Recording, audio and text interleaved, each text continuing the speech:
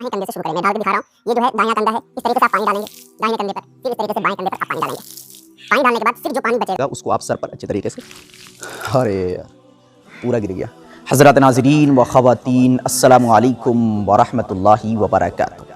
आज की इस वीडियो में गुस्ले जिनाबत का सही और सुन्नत तरीक़ा बताने वाला हूँ और प्रैक्टिकल करके दिखाने वाला हूँ। ये वीडियो मर्दों के लिए भी बहुत ही मुफीद साबित होने वाली है और औरतों के लिए भी बहुत मुफीद साबित होने वाली है, क्योंकि औरतों के बारे में भी ये बताया जाएगा कि वह औरतें जो हैज़ से निकली, हैज़ से पाक हुई, तो वह किस तरीके से गुस्ल करें, उनके गुस्ल करने का तरीक़ा क्या है।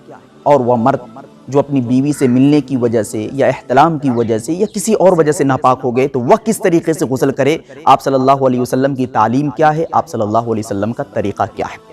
और हाँ, इस वीडियो के अंदर ये भी बताने की कोशिश करूँगा कि अगर आप रोज़े की हालत में हैं तो आप गुस्ल किस तरीके से करें, क्योंकि रोज़े की हालत में गुस्ल करने का तरीक़ा कुछ अलग है। अगर आप उस तरीक़े को नहीं जानेंगे और जहालत की वजह से आप गुस्ल कर जाएंगे, आम हालात की तरह आप रोज़े की हालत में भी गुस्ल करेंगे, तो हो सकता है कि आपका रोज़ा ख़त्म हो जाए, आपका रोज़ा टूट जाए, जिसकी वजह से आप गुनहगार हो सकते हैं। इसलिए इस वीडियो को मुकम्मल सुने, इस वीडियो को मुकम्मल देखें, क्योंकि इसका ताल्लुक़ गुस्ले जिनाबत से है। अगर आप सही तरीके से गुस्ल नहीं करेंगे तो फिर आपका वज़ू भी सही नहीं होगा। जब वज़ू सही नहीं होगा तो नमाज भी सही तरीके से आप नहीं पढ़ पाएंगे, आपकी नमाज भी कबूल नहीं होगी। इसलिए इस वीडियो को मुकम्मल सुने। प्रैक्टिकल मैं आपको इसलिए बता रहा हूँ क्योंकि आप हज़रात सुनते होंगे कि गुस्ल इस तरीके से किया जाए, इस तरीके से किया जाए, लेकिन बहुत दफ़ा ऐसा होता है कि बातें सुनकर समझ में नहीं आती है, देखकर समझ में आ जाती है। इसलिए मैं चाहता हूं कि मैं गुस्ल करके दिखाऊं और साथ साथ में बताऊं, ताकि आप लोगों को समझने में आसानी हो। अगर किसी तरीके से आपको समझ में ना आए तो कमेंट कर सकते हैं और पूछ सकते हैं कि मुझे ये बात समझ में नहीं आई, क्योंकि हो सकता है कि बताते वक्त बहुत सी बातें छूट जाती है, बहुत सी बातें जहन से निकल जाती है। तो चलिए वीडियो को शुरू करते हैं। Like, share, subscribe, and get notification.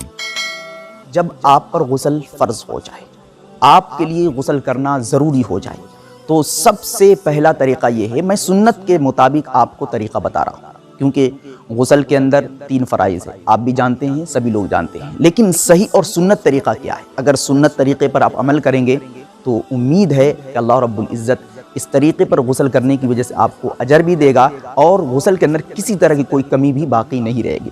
तो सबसे पहले जब आप गुस्ल करने के लिए तैयार हो जाए तो आप बिस्मिल्लाहिर्रहमानिर्रहीम पढ़ें कि मैं अल्लाह के नाम से शुरू करता हूँ या शुरू करती हूँ। उसके बाद आप गुस्ल करने की नियत कर लें। ज़रूरी नहीं है, फ़र्ज़ और वाजिब नहीं है, लेकिन ये एक नेक काम है। इस नेक काम के लिए अगर आप नियत कर लेते हैं तो अल्लाह रब्बुल इज़्ज़त इस नियत पर आपको अजर देगा, सवाब देगा कि मैं इस गुस्ल को इसलिए कर रहा हूँ या इसलिए कर रही हूँ ताकि इससे पाकी हासिल करके मैं नमाज पढ़ूंगी या नमाज पढ़ूंगा, पाकी हासिल करके ज़िक्र व अज़कार में मशगूल रहेंगे, पाकी हासिल करके तिलावत करेंगे, पाकी हासिल करके अल्लाह को राज़ी, यानी अल्लाह की खुशनुदी के लिए हम गुस्ल कर रहे हैं। ये नियत कर ले। नियत करने से अल्लाह रब्बुल इज़्ज़त आपकी नियत के एतबार से आपको अजर देगा, आपको सवाब देगा। नियत करने के बाद नंबर आता है उन जगहों को साफ करने का जिन जगहों पर नापाकी लगी हुई है।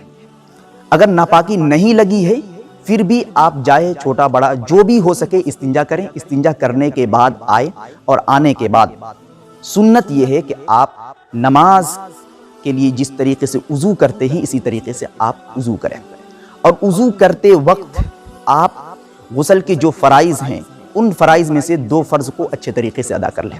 गुस्ल के अंदर 3 फ़राइज़, नंबर 1 कुल्ली करना यानी गरारा करना, नंबर 2 नाक की नरम हड्डी तक पानी पहुँचाना। तो आप वज़ू करें और वज़ू करते वक्त ही ये ख्याल रहे कि आप अच्छे तरीके से गरारा कर लें, अच्छे तरीके से कुल्ली कर लें और सुन्नत के मुताबिक आप वज़ू कर लें। अगर आप इस चीज़ में पड़े हुए हैं कि वज़ू किस तरीके से किया जाए, कश्मकश में है कि सुन्नत तरीक़ा क्या है, तो उस पर भी मेरी मुस्तकिल वीडियो मौजूद है, डिस्क्रिप्शन में आपको लिंक मिल जाएगी, आप क्लिक करके देख सकते हैं और जान सकते हैं कि वज़ू करने का सुन्नत तरीक़ा क्या है। तो गुस्ल करने से पहले ही आप इस्तिंजा करने के बाद वज़ू कर ले और वज़ू करते हुए ही आप कुल्ली कर ले यानी गरारा कर ले और नाक की नरम हड्डी तक पानी पहुँचा ले। लेकिन हाँ, जो मैं बताना चाह रहा था कि रोज़े की हालत में इस बात का ख़ास ख्याल रखें, यानी अगर आम हालात में आप गुस्ल कर रहे हैं, रोज़े से नहीं है, तो आपके लिए ज़रूरी है कि आप गरारा करें, कुल्ली کے اندر مبالغہ کرے، لیکن آپ روزے سے ہیں تو اس کی اجازت نہیں ہے۔ اگر آپ روزے سے ہیں تو غرارہ کرنے کی اجازت نہیں ہے کہ آپ منہ میں پانی لے کر مبالغے کے ساتھ آپ غرارہ کریں، اس کی اجازت نہیں ہے، کیونکہ اس صورت میں اگر پانی حلق کے نیچے اتر جاتا ہے تو پھر آپ کا روزہ ٹوٹ جائے گا۔ اسی لیے علماء کرام نے لکھا ہے کہ روزے کی حالت میں غرارہ کرنے کی اجازت نہیں ہے۔ اسی طریقے سے ناک کی نرم ہڈی تک پانی پہنچانے کی بھی اجازت نہیں ہے۔ ہاں، آپ اپنی انگلی کو تر کر کے یا کپڑے کو تر کر کے آپ ناک کی نرم ہڈی تک اس طریقے سے صفائی کر سکتے ہیں، لیکن جس طریقے سے عام حالات میں پانی کو لے کر، چلو میں پانی کو لے کر ناک کی نرم ہڈی تک پانی کو کھینچتے ہیں، اس کی اجازت روزے کی حالت میں نہیں ہے۔ پریکٹیکل میں آپ کو بتا رہا ہوں کہ کس طریقے سے آپ کلی کریں گے روزے کی حالت میں اور کس طریقے سے غیر روزے کی حالت میں آپ کلی کریں گے۔ دیکھیے، آپ کو اچھے طریقے سے وضو کرنا ہے۔ وضو کرنے کا سنت طریقہ کیا ہے؟ امید ہے کہ آپ حضرات کو معلوم ہو۔ اس کے بعد آپ صحیح طریقے سے کلی کریں گے۔ کلی سے پہلے آپ دونوں ہاتھوں کو اچھے طریقے سے دھو لینا جو وضو کے اندر شامل ہے۔ اس کے بعد آپ کلی کریں گے، اور کلی کرنے کا طریقہ یہ ہے کہ آپ اس ہاتھ میں پانی لیں، اس طریقے سے اچھے طریقے سے منہ کو آپ تر کریں۔ یہ روزے کی حالت میں ہے، یعنی روزے کی حالت میں تھوڑی بہت کلی کی جا سکتی ہے جس طریقے سے میں نے کی ہے، لیکن اگر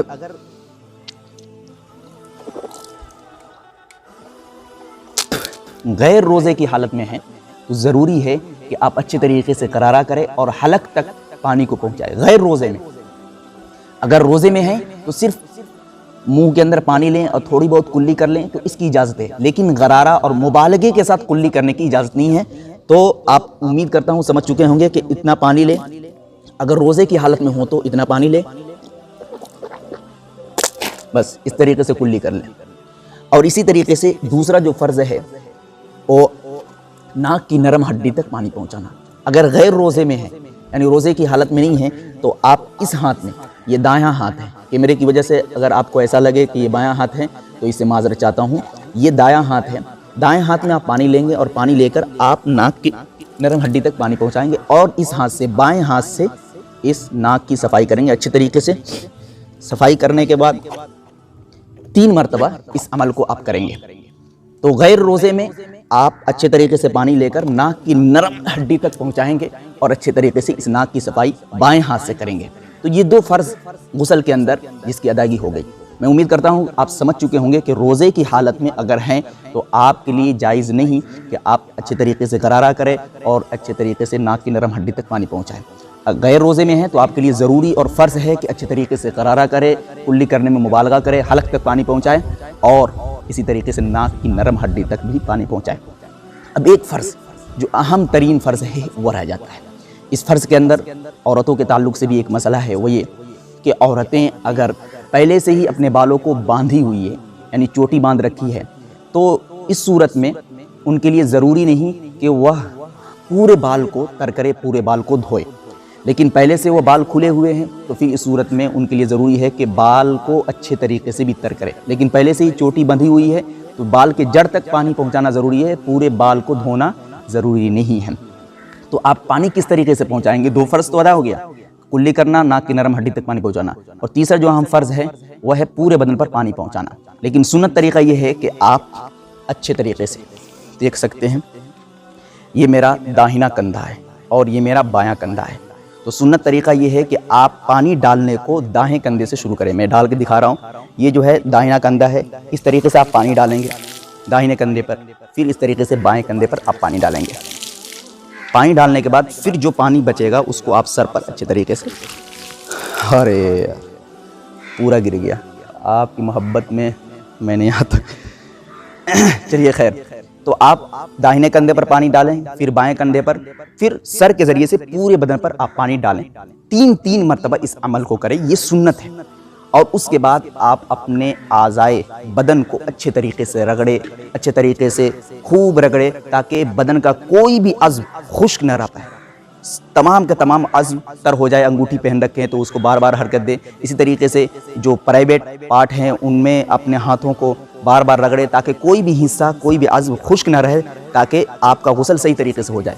تو خلاصہ یہی ہے کہ غسل کے اندر 3 فرض ہیں، नंबर 1 कुल्ली करना, नंबर 2 नाक की नरम हड्डी तक पानी पहुंचाना, नंबर 3 पूरे बदन पर अच्छे तरीके से पानी बहाना। लेकिन आप अगर रोजे की हालत में हैं तो कुल्ली में मुबालगा ना करें, इसी तरीके से नाक की नरम हड्डी तक पानी ना पहुंचाए, बाकी और कोई इसमें फ़र्क नहीं है। मैं उम्मीद करता हूं कि आप हज़रात को ये तरीका अच्छे तरीके से समझ में आ चुका होगा। अगर नहीं तो एक और तरीका है कि जिसमें मैंने अलग अंदाज में बताया है, प्रैक्टिकल दिखाया है, आप उस वीडियो पे भी क्लिक करके आप तरीके को समझ सकते हैं। कुछ कमी इसमें रह गई है तो इंशाअल्लाह अज़ीज़ उस वीडियो के अंदर वो कमी दूर हो सकती है। डिस्क्रिप्शन में लिंक आपको मिल जाएगी, आप क्लिक करके देख सकते हैं। अस्सलामु अलैकुम व रहमतुल्लाह। Thanks for watching Mustafa.